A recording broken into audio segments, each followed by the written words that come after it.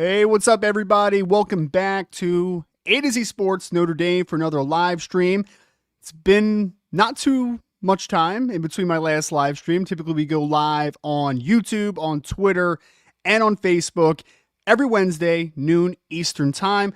But I decided, since there was one huge remaining portal target for Notre Dame left on the board in Tionne Gray, who was scheduled to visit Notre Dame on Thursday, big 6'6", 336-pound defensive tackle out of Oregon, who also has 3 years of eligibility.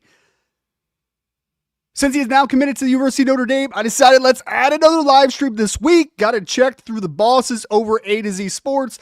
They were like, go for it, man. So wanted to bring you a little bit of live extra comments as you come in to the chats. If you are, again, live here on X, on YouTube, or on Facebook, make sure that you hit the like button for me. See a bunch of people coming into the chat now. Yes, we got him. 6'6", 336 pounds, redshirt sophomore next year, which means, again, that he will have 3 years of eligibility. My first question to you all before we really dig into Tionne Gray, and make sure that you get in the chat here and conversate, because this is a huge day. And this is a massive win for Notre Dame, and I'll go a little bit into the backstory here. But when was the last time that Notre Dame had a 6'6", 336-pound defensive tackle?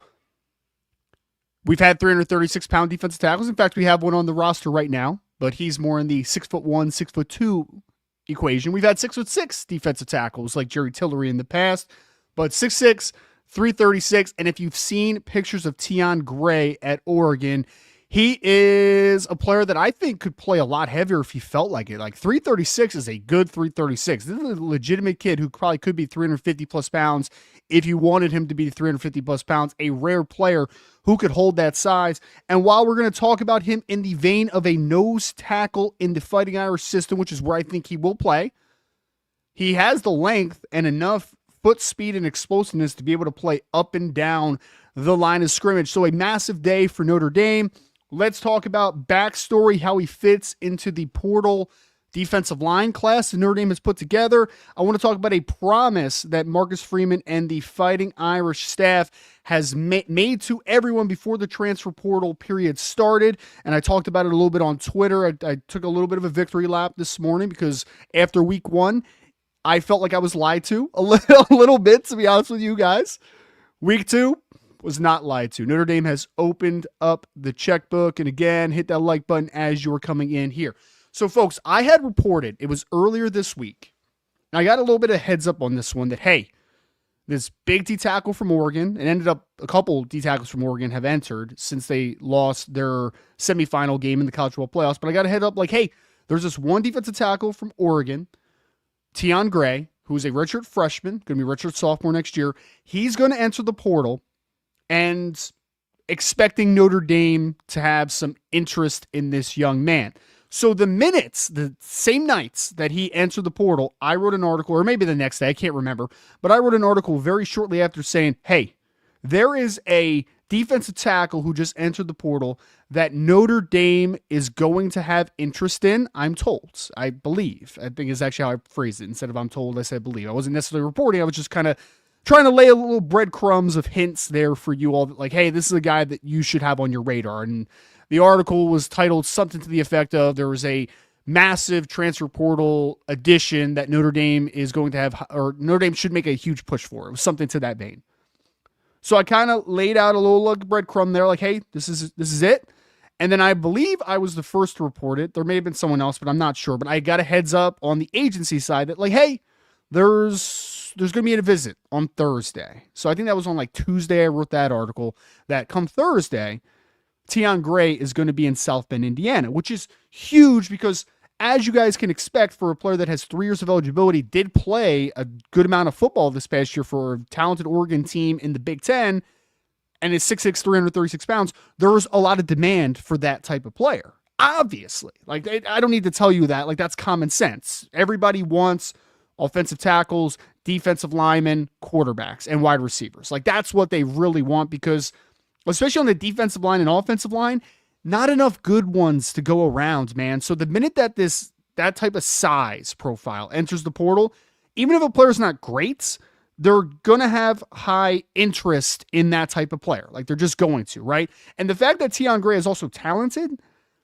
on top of the size, there was demands. And a couple of early teams, there were a couple SEC teams eyeing him, Big Ten teams eyeing him, but he's from the state of Missouri, and he is a player, and he was originally in the 2024 recruiting class, so he's from Missouri. So actually the Missouri Tigers, his home state team, was the other one that was kind of mentioned as Notre Dame, Missouri is probably the two top contenders for a Tionne Gray. Like that, those were the teams. And even before, and obviously again, with a visit scheduled for today, Thursday, I was kind of just looking forward to what the visit brought. I felt pretty good about it. I mean, you're at least in the top 2 for Tionne Gray, even before he visits South Bend. But over the last 24 hours or so, you've been hearing more and more. I got a tip on the agency side. I think I wrote an article about Steve Wiltfong and Pete Nakos had put in their expert predictions at On 3 for Notre Dame to land Tionne Gray. So over the last 24 hours or so, things have gotten very serious, which is notable because you would think, you get a player in South Bend and he's able to take in all the history and the proud tradition and talk to the coaches. That's when usually the magic happens on the recruiting trail, even in the transfer portal side of things. But the fact that you started to hear so much positivity even before he made it to campus, even before the visit was scheduled, is notable. That is very, very notable. And woke up this morning, appears most media members got probably the same text or two of it's going to happen. It's going to happen. And I wrote an article. I didn't write a newser. So for you guys that are in the media space, newsers are directly as things break. That's the news. Notre Dame lands Tionne Gray. That's the type of article. I waited a little bit, and my article was a little bit of a different angle of Notre Dame makes good on a promise. And I want to talk about that promise real quick, and then we'll get back to Tionne Gray, and we'll talk a little bit about Francis Brew. We'll talk a little bit about Keon Keeley as well. And then I also want to talk cornerbacks at the end, because I wrote an article about that today that I just kind of want to hit on a little bit in a little bonus second segment here. But before the portal opens, I was told that, hey, Notre Dame's going to be aggressive in the portal. Money is not going to be an object. And of course, knowing that Notre Dame was replacing, at the time, after Armel Mukam entered the portal, obviously he's back now, but after he entered the portal, Notre Dame was replacing 5 of 6 of their top defensive tackles in the portal. Or they were replacing 5 of 6 defensive tackles this offseason. So obviously, when I'm telling you all that I think that they're going to be aggressive, that is mostly saying they need to go out and get defensive linemen, and I think that they are going to be aggressive monetarily to go get those defensive linemen. That's interesting, right? And because Notre Dame has not done that, really. I mean, Jared Dawson got a solid payday, a good player out of Louisville last year. Elijah Hughes got some money, but he was unproven, so probably a little bit less than what you would have paid for him now, obviously, with a year of experience. But Notre Dame needed to go in, and they needed to bring in multiple defensive linemen from the portal. When you got Francis Brew a couple days ago from Pittsburgh, that's a great addition, obviously, and he's a much different player than Tionne. He's a more smaller, undersized, quick twitch, explosive guy that also can play nose because he's really strong for his size and plays great leverage. But knowing that you needed 2 guys, obviously you got Armel Mukam coming back. There's hope that you might be able to get Jason Onye back for a 6-year, waiting on his appeal from the NCAA for that 6 year of eligibility. Things are starting to look up after you get Francis Brew a couple days ago. But there was still intense, hey, we got the quick twitched, undersized interior defensive lineman that's going to play a lot for us in 2026. We need to add some beef. And there were no question, based upon my reporting and early conversations, that Tionne Gray was a player that Notre Dame wanted in this portal class, and in a big way. So for the people out there, and I understand why this is out there. I'm not scrutinizing the people that believe this, because Notre Dame has been conservative, for the lack of a better word. You guys can put any other descriptor in there if you want, but they've been conservative with spending at times.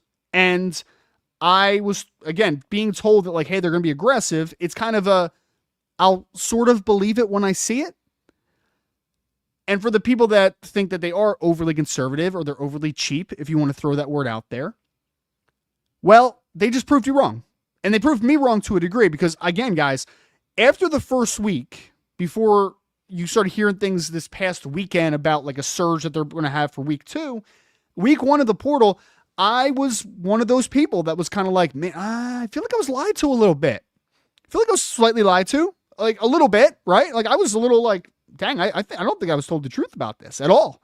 So with that in mind, I take back that reservation, obviously, right? I take back that fear of Notre Dame being cheap, because if you think that Notre Dame didn't open the checkbook and drop a dime and quite a few dimes on Francis Brew and Tionne Gray, a 6'6", 336-pound defensive tackle who's got 3 years of eligibility left that a lot of schools wanted, who's ranked inside the top 20 on 247 Sports in terms of their portal rankings. If you don't think that they dropped money, big money, on those types of players, on that duo specifically, on top of Keon Keeley and DJ McKinney, who would have been drafted in the NFL this year as a corner, if you don't think Quincy Porter demanded some money, if you don't think that Mylan Graham demanded some money, you're wrong. You're wrong. So Notre Dame absolutely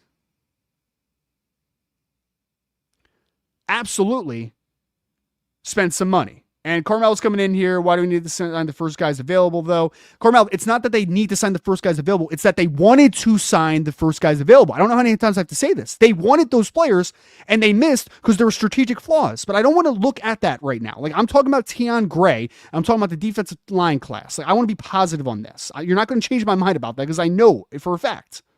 Like, that just is what it is. Hit that like button, though, for me, folks, as we keep talking about Tionne Gray. Why is Tionne Gray huge for this team? Some people are going to look at the box score from last year at Oregon, and they're going to say he had 18 total tackles, 2 tackles for loss, and a block kick. Excuse me. They're going to look at that and be like, "Is that guy really that good? Is he an upgrade over your defensive line?" There is context that people are going to ignore with a box score, which is why I always recommend people go watch some film on players, and you tell me if the box score tells the exact story of what type of player he is. Because Tionne Gray, in a deep defensive line rotation, by the way, Amari Washington would have been a first-round pick if he declared this year, or at least a borderline first-round pick. Bear Alexander played on that defensive line. Terrence Green, who's also in the portal, was on that defensive line. Oregon had a deep interior defensive line rotation this year. Their interior defensive line was actually very good for Oregon this year. Despite that, Tionne Gray played a ton. Tionne Gray played a ton. And he was able to make his impact felt. But here's the reason for the box score not telling the full story and why Notre Dame fans should be excited about this is he's a nose tackle. He's a guy who at 340 pounds right about is going to take up blocks, keep players like Kingston Viliamoasa, like Drake Bowen, like Jaden Osbury, like Jalen Sneed. You're going to keep those guys clean. You're also going to make life easier for defensive ends like Boubacar Traore, Bryce Young, Keon Keeley. You are going to demand multiple blockers the majority of the time. That is what we're looking at for a Tionne Gray and his role in Notre Dame's defense. And as of today, there aren't a lot of pure nose tackles that I expect to play in 2026 on this Notre Dame defensive line. Now, that being said, if you get Jason Onye back, this defensive tackle room at the beginning of the portal or even before the portal looked like an area of major concern. It now has the ability to be an area of strength going into 2026. But that being said, I think that Tionne Gray is so important to this class and this portal class and this team just in general is because you don't have a lot of true noses on this team. Elijah Hughes can do some of that. He's a stronger body. He can play at the point of attack. He can do some of that. Armel Mukam can do some of that. Believe it or not, even though he's only about 285 pounds, Francis Brew can do some of that. He actually did some of that against Notre Dame when they played Pitt. So all of them can do some of it, but none of those players are necessarily true nose tackles. Down to down, 30 plus snaps a game, true noses. Not many are there, right? Like, because we're talking more about like Jason Onye is even not a true nose. You're talking about the guys that are more 285 with the Francis Brew, but then everybody else is right around 300, 305 pounds. Again, they could do it sometimes, but there isn't a guy that you're saying that's a true nose that's going to play on a zero and going to beat the hell out of centers on a snap-to-snap basis every single play. Notre Dame doesn't have that variety on the roster right now. Like, you have Sean Sevillano, who is a true nose. You have Davion Dixon, who's a true nose. But are either one of those players ready to play a big volume in 2026? It's a question mark. And maybe they have a big offseason, they're able to. But I think at worst, what Tionne Gray does is he raises the floor and the ceiling of the nose tackle rotation for Notre Dame and the interior defensive line rotation in 2026. How massive of a get is this? It's tremendous, guys. Like, I don't want to undersell it or overstate it or undersell it. I think that this is a player that is going to potentially start at nose day one for Notre Dame. And if Charlie Partridge is who I think he is, and who I think most people think he is as a developer, then this is a player that I do think can take a next step of maturation. Because again, he just finished up his redshirt freshman year at Oregon. This is not a finished product. It's not like you're getting a fourth or fifth year nose tackle who's only got 1 year of eligibility left, and you know for a fact exactly what he is. I don't think anybody knows exactly what Tionne Gray is on the upside scale. I think you know what he is in terms of he's 30-36, he's going to play the point of attack, and he's going to do those duties. Like, that's the kind of the baseline. Like, that's the floor of what expectations. But just how good can he be? I see someone mentioned Jerry Tillery. Jerry Tillery was a nose in Notre Dame system, but he's a much very different player. He was, because he was more of a penetrator. He was more of a one gap type of nose. This is a guy that can truly occupy two gaps, multiple blockers, which is going to make everyone around him so much better, because now they're going to have more one-on-ones. They're on the second level. You're going to have more space to work with. Why was Sonny Styles and Arvell Reese so good for Ohio State this past year? Well, one, they're talented, but two, it's because they have a guy like Caden McDonald holding down the nose, and they're untouched a lot of times working through their reads. What makes great linebacker play is usually what's in front of them. Like, obviously, you need the baseline traits to be a good linebacker. You need to have good processing. You need to have a good ability to hit your acceleration and top speed in a hurry. You need to be proactive, like not underselling the linebacker position, because I think most of you know that I played the linebacker position. So I hold that position very near and dear to my heart. But it is a lot easier when you don't have to work through blocks a ton. It helps. We just had a question from M. Moore. Said, do we think Onye will be back? I reported on this, M. Moore. So I expect a decision on Jason Onye coming from the NCAA sometime in the next few days here. I think we could have an answer as quick as the weekend, maybe Monday, but it's coming soon. At first, when I heard that he was appealing for the 6 year, I didn't think he had a shot, to be honest with you. Just didn't think. The more I've seen it now, the more I've learned about the process, all that type of stuff, I'm feeling good about it right now. Now, NCAA is very, as we know with everything every decision they've made over the last few years, the NCAA is very inconsistent with the appeal process, with decisions, all that type of stuff. So I'm not here to say I expect Jason Onye back, but I feel a lot better about the opportunity for him to potentially be back in 2026 than I did once upon a time. And Dallas fan, please stop with the Mike Martin stuff. If anything, they pick up and clean up some of the mistakes Mike Martin made early in the process. So I do not want to hear to rave about Mike Martin. I am here to rave about Marcus Freeman and his coaching staff finishing out the portal process at this level. Fantastic. So 2026, and I want to hit on this real quick, because someone just asked who would be a starting. I'm assuming, Scooter, you meant defensive line right now, because I'm actually working on an article, so I'll give you guys a sneak peek at that. I did a early depth chart prediction when Francis Brew got here, because, again, at that point, I knew they liked Tionne Gray if he entered and when he was going to enter, but you had no idea if they were going to be able to land a Tionne Gray. So I'll say this, right now, starters, I think... it's interesting. Jason Onye could throw a wrench into this conversation, but until Jason is for sure here, back for 2026, I can't include him in this conversation. So we might have to have a new type of conversation if Jason Onye does come back and is granted that last year of eligibility back in 2026. But as of today, I would predict that we're going to see a starting defensive line, again, when we're fast forwarding to the end of August into September to begin the year. I'm going to say that we have a starting defensive line, nose tackle, Tionne Gray, defensive tackle, Francis Brew, I think then we're going to have a second unit of Elijah Hughes and Armel Mukam. And then after that, it really depends. Like, how much do you like Cole Mullins on the inside? Is Christopher Burgess the guy that's going to take a step forward? If Jason Onye is in there, then I don't really care about what exactly the starters versus twos versus threes look like. Because as we saw this past year with like 5 to 6 deep at time at the interior defensive line, all of them are going to play. So starters don't really matter a ton in this conversation, but the fact that you have that much depth after a year of losing 5 of 6 defensive linemen, defensive tackles, that was concerning. And now you feel really good about your defensive line rotation, even if Jason Onye isn't back. If Jason Onye comes back and is granted that last year, then you feel great. And yes, Carmel, there's a possibility that Christopher Burgess stays outside, but there's also reports that Christopher Burgess is like 290 pounds now. And if that is verified and that is true, I expect him to be on the interior very soon on the full-time perspective, not just a part-time perspective, because he's done a little bit of cross-training already. So I expect if his body keeps maturing, that Burgess could be that guy on the interior. So folks, that's Tionne Gray.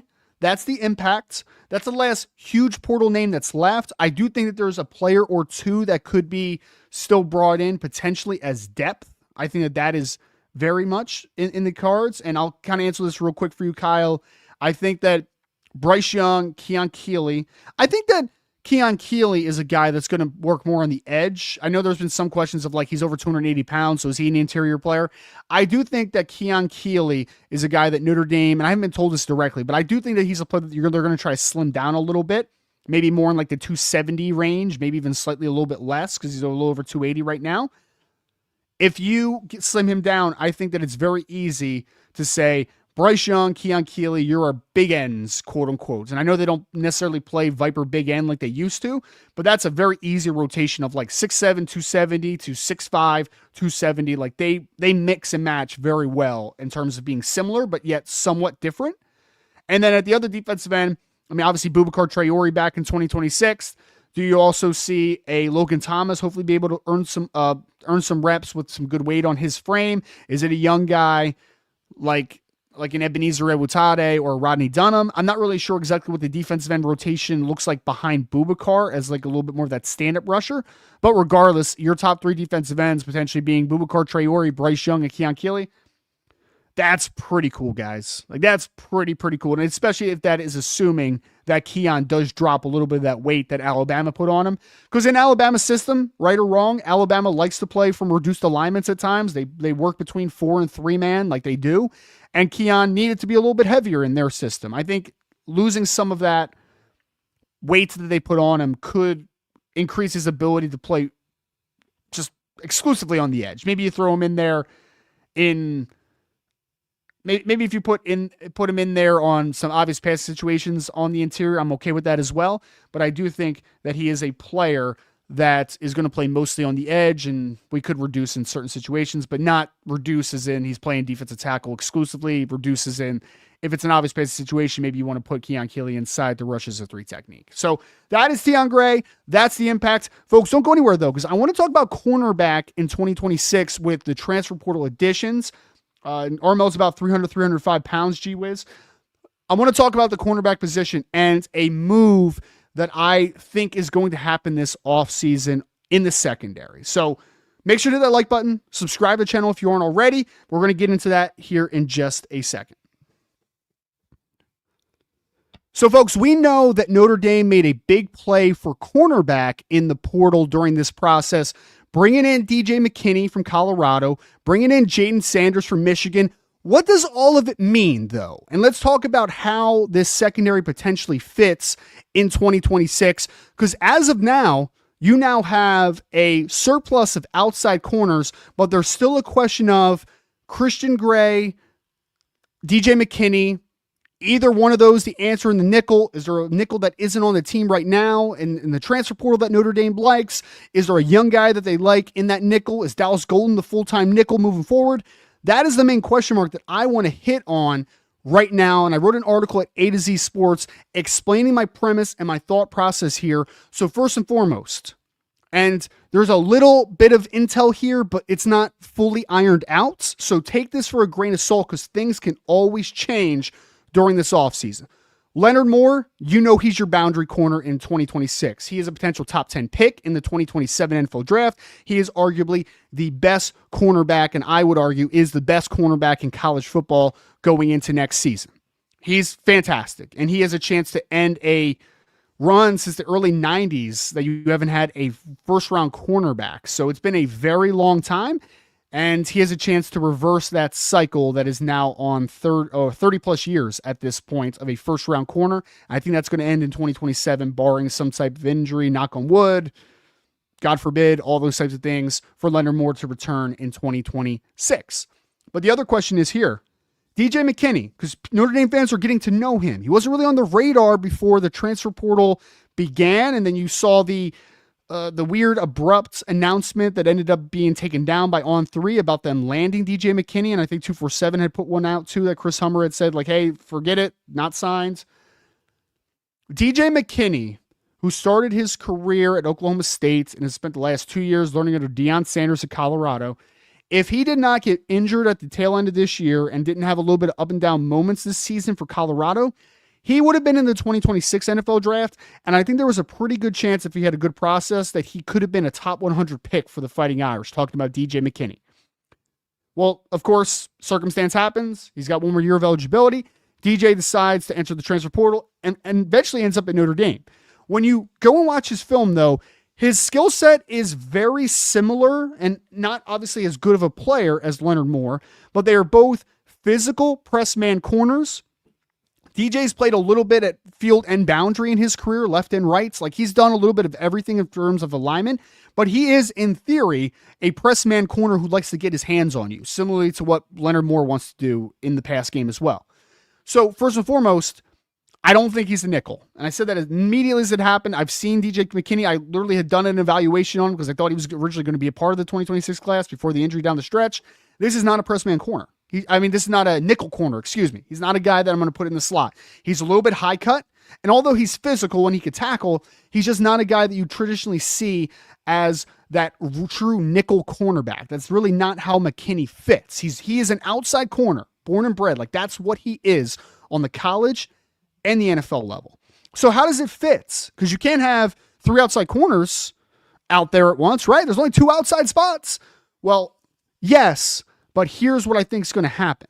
Christian Gray, who's returning as your starting field cornerback, I do think that he is going to get a look inside at nickel. And I think at worst, he's going to be cross-trained between both field and inside at nickel. At least. But I do think that there's a pretty strong possibility that Christian Gray is your starting nickel corner in 2026, and Dallas Golden is now your second, so you have a really fun two-man rotation in the slot, and you feel a lot better about that position than you did a year ago. You feel a lot better about it. Because I don't think many people probably wouldn't be upset if Dallas Golden was just your starting nickel going into this year with the progress you saw last year. But the fact that you now have two guys that have played, one has played a lot of football. The other guy has played a good amount of football as a rookie last season. Now that you have two talented players potentially inside of the nickel, I think allows Notre Dame to unlock so much more versatility and upside as a coverage team. Because Christian Gray has struggled to stay in phase vertically on the outside. That's been his crux as an outside corner. And part of it last year was he was banged up, so I think that his transitional explosiveness and quickness just wasn't the same as we have seen in the past. But I also think that Christian Gray is a little bit of an aggressive player at times. I think he does get caught flat-footed because he's trying to jump routes, come back downhill. That's what he likes to do. And in a nickel spot where you now have corner on the outside of you, linebackers on the inside of you, and then you have safety help over the top in most coverage variations, now you look at Christian Gray and say, I think he can be more aggressive now, and it won't hurt Notre Dame as much when he chooses to be aggressive because he has more help around him.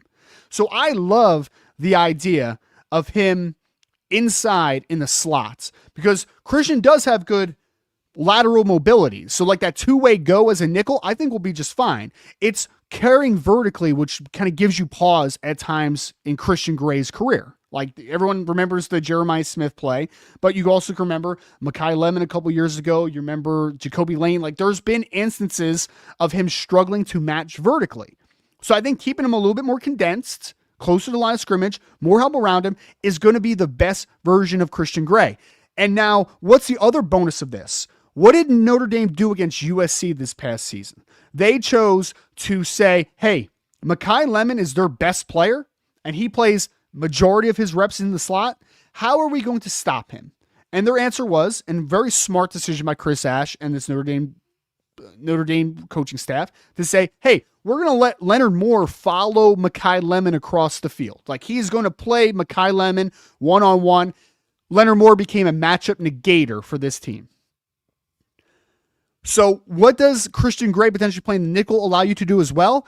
If you come across a matchup like that where Mekhi Lemon or whoever else is the number one player on a defense for Notre Dame, or against Notre Dame, excuse me, you can now say, hey, we are going to move Leonard Moore inside. Christian Gray can just flex outside.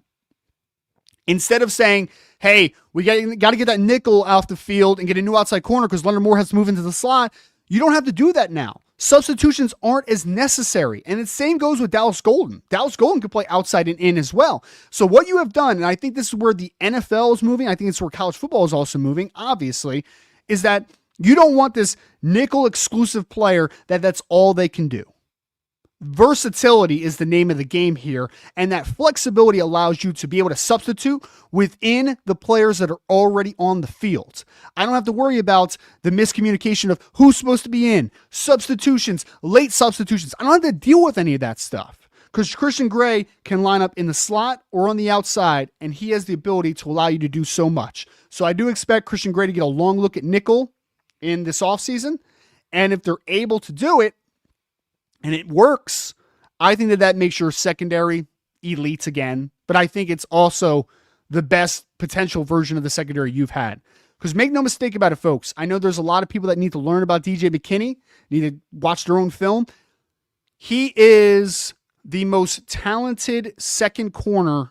Well, Benjamin Morrison, Leonard Moore were a thing. But like pure coverage corner outside of maybe the Morrison, Moore, small sample size we saw that Notre Dame has had in a very long time from a pure coverage perspective.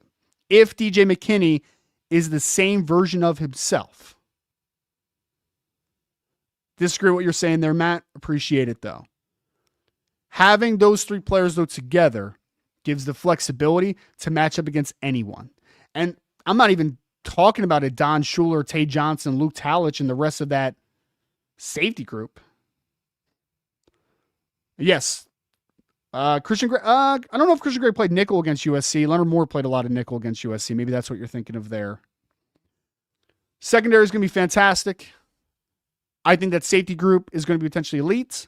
I think that whole secondary is going to be elite. I think that's the best three-man corner duo, threesome, I guess, in all of college football, trio in all of college football. So I want to talk about that corner group real quick. I'm excited for the potential and the upside of that room and another elite secondary in 2026. Folks, before you get out of here, make sure you hit that like button. And if you're not subscribed to the channel, a subscription would be very much appreciated. Make sure to follow everything at A to Z Sports. I am Rise and Draft on Twitter. And as always, folks, celebrate the day. Tionne Gray being a part of the class. Notre Dame knocking the transfer portal second week out of the park. And as always, go Irish.